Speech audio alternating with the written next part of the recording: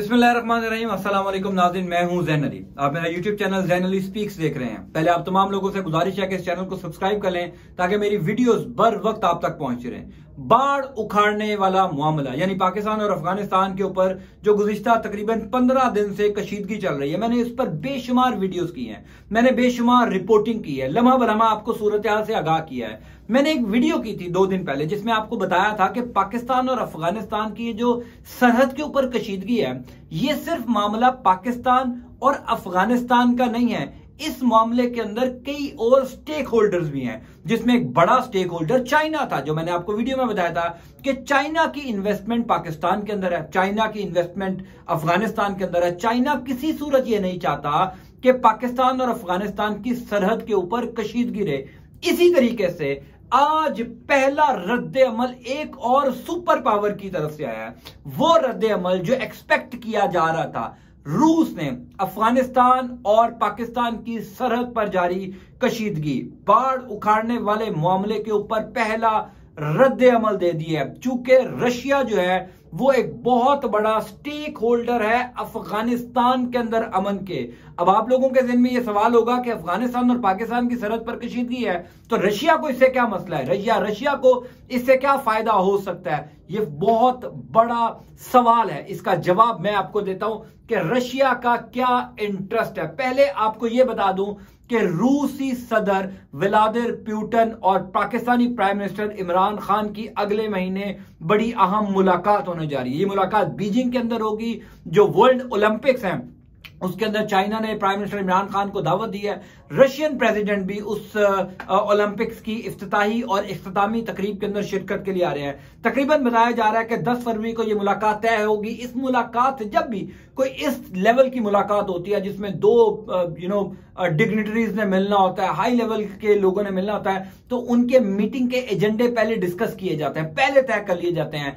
पाकिस्तान ने जो agenda discuss किया है या डिसाइड किया है वो सबसे नंबर 1 पर है बाढ़ का मामला, कि पाकिस्तान रशिया के साथ अफगानिस्तान वाले बाढ़ का मामला उठाने जा रहा है। अब ये सवाल बड़ा आम है कि रशिया का इसमें क्या बेनिफिट हो सकता है, या रशिया क्यों अफगान तालिबान को कोई सख्त रद्द-ए-अमल दे सकता है। तो देखिए, अफगानिस्तान के साथ जिन ममालिक की सरहद लगती है, जिन ममालिक के सेंट्रल एशियाई ममालिक की सरहद लगती है, उसमें ताजिकिस्तान है, उसमें उज्बेकिस्तान है, उसमें तुर्कमानिस्तान है, और भी ममालिक हैं, कजाकिस्तान है सेंट्रल एशिया के। लेकिन जिन 3 सेंट्रल एशियाई ममालिक के साथ अफगानिस्तान अपनी सरहद, अपना बॉर्डर शेयर करता है, उसमें ये 3 मुल्क हैं, ताजिकिस्तान, उज्बेकिस्तान, तुर्कमानिस्तान। ये जो 3 मुल्क हैं या इसके साथ जो दीगर सेंट्रल एशिया के ममालिक हैं, उनके साथ रशिया का एक एग्रीमेंट हुआ है कि जब भी सेंट्रल एशिया के ममालिक के अंदर कोई सूरत हाल खराब होगी, अनरेस्ट होगा, सिक्योरिटी मसाइल पैदा होंगे,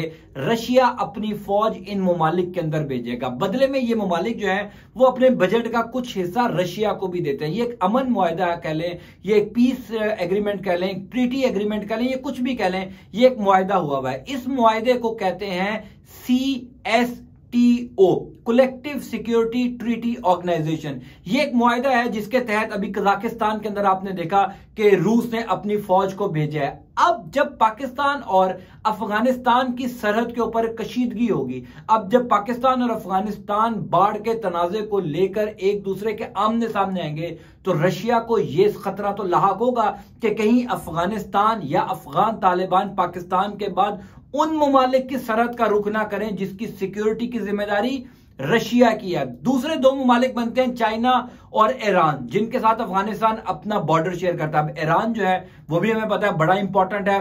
किसी सूरत भी रशिया ये नहीं चाहता कि अफगानिस्तान जो है या अफगान तालिबान जो है वो ईरान के साथ अपने मामला खराब करें, चूंकि अमेरिका ऑलरेडी ईरान के ऊपर जो है वो सैंक्शंस लगाता है, ईरान के अंदर अनरेस्ट पैदा करने की कोशिश करता है। और रशिया की ये कोशिश रही है कि ईरान जो है वो अमेरिका के कभी दबाव में ना आए, हमेशा उसने इनडायरेक्टली ईरान को सपोर्ट किया। अभी हाल ही के अंदर आपको याद होगा तुर्कमानिस्तान के बॉर्डर के ऊपर अफगान तालिबान और तुर्कमानिस्तान की फौज के दरमियान बड़ा फड्डा हुआ, बड़ी जंग हुई। उसके अंदर भी यह बताया जाता है कि 2 चेक पोस्टें अफगान तालिबान ने जो है वो इनकी जला दी थी, तुर्कमानिस्तान की चेक फौजियों की, और 4 तुर्क फौजियों को भी जो है वो मार दिया था। उस पर भी रशिया ने बड़ा रद्द-ए-अमल दिया था। रशिया ने बड़े कंसर्न शो किए थे अफगान तालिबान के हवाले से। चूंकि अफगानिस्तान के अंदर अगर अमन होगा तो इन सेंट्रल एशियाई ममालिक के अंदर अमन होगा। इन सेंट्रल एशियाई ममालिक के साथ अमन का फायदा रशिया को इस तरह होगा क्योंकि रशिया की यह कोशिश है कि सेंट्रल एशिया को एशिया के साथ मिलाया जाए। उसका फायदा रशिया को पैसों की सूरत में हो सकता है। सेंट्रल एशिया के जितने ममालिक हम सब जानते हैं वो सोवियत यूनियन के टूटने के बाद बने थे। ताजिकिस्तान हो, तुर्कमानिस्तान हो, उज्बेकिस्तान हो, कजाकिस्तान हो, जितने ये ममालिक हैं ये लैंड लॉक कंट्रीज हैं। इनके साथ दरिया नहीं लगता। इनके साथ ये जो अपनी इंपोर्ट एक्सपोर्ट है ये पाकिस्तान के साथ या बांग्लादेश के साथ, इंडिया के साथ, बांग्लादेश के साथ, श्रीलंका के साथ नहीं कर सकते क्योंकि इन मुल्कों के साथ समुंदर नहीं लगता।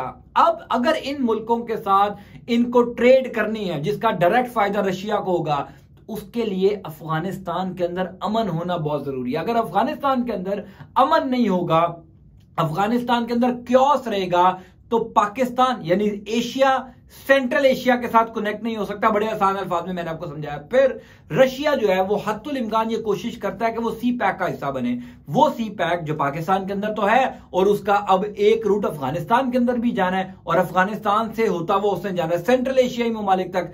सेंट्रल एशिया के अंदर जो ट्रेड होगी, सेंट्रल एशिया अगर फले फूलेगा तो रशिया की इकोनॉमी फले फूलेगी क्योंकि रशिया जो है वो एक तरह से कंट्रोल करता है सेंट्रल एशिया को। और रशिया का आपको पता समुंदर भी लगता है। रशिया जो है वो सेंट्रल एशिया का एक हवाले से माई बाप भी लगता है, माई बाप बनता है कि जब भी यहां पर कोई सूरत खराब होगी हम अपनी फौज को भेजेंगे। इस वजह से अब ये कहा जा रहा है कि प्राइम मिनिस्टर इमरान खान की जो मुलाकात होगी पुतिन के साथ, उस मुलाकात के बाद रशिया अफगान तालिबान के हवाले से कोई सख्त रद्द अमल दे सकता है। वही रद्द अमल जो हमें चाइना की जानिब से नजर आया। चूंकि चाइना की पाकिस्तान के अंदर बड़े स्टेक्स हैं, चाइना किसी सूरत ये बर्दाश्त नहीं कर सकता कि अफगान तालिबान जो है वो अफगानिस्तान की सरहद के ऊपर पाकिस्तान के साथ कोई कशीदगी करे। ये चाइना ना पाकिस्तान के हवाले से चाहता है ना अफगानिस्तान के हवाले से चाहता है। चूंकि $62 बिलियन की अफगानिस्तान के अंदर चाइना की इन्वेस्टमेंट है, अभी $30 बिलियन उसने ट्रेड एड जो है वो दी है अफगानिस्तान को। तो वो तो किसी सूरत नहीं चाहेंगे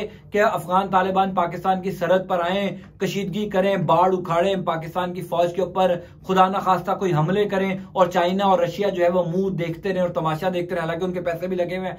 इस वजह से रशिया का जो रद्द अमल होगा, रशिया का जो एक्शन होगा वो अफगान तालिबान के लिए कई मसाइल पैदा कर सकता है। ये जानते बूझते हुए कि अफगान तालिबान की हुकूमत को अभी किसी ने तस्लीम नहीं किया। अफगान तालिबान को अगर अपनी हुकूमत को तस्लीम करवाना है तो जरूरत इस अमर की है कि पाकिस्तान, चाइना और रशिया ये तीनों मुल्क पहले अफगान तालिबान की हुकूमत पर एतमाद का इजहार करें। तभी ये दुनिया के बड़ी ताकतों को या दुनिया के दीगर ममालिक को कहेंगे कि अफगान तालिबान की हुकूमत को तस्लीम किया जाए। अगर हमने ही नहीं माना, इन तीनों ममालिक ने नहीं माना, तो फिर जो है वो मेरा ख्याल है अफगान तालिबान के लिए आइंदा आने वाले दिनों में बड़े मसाइल पैदा हो सकते हैं। तो रशिया ने पहली एंट्री बाढ़ उखाड़ने वाले मामले पर दे दी है।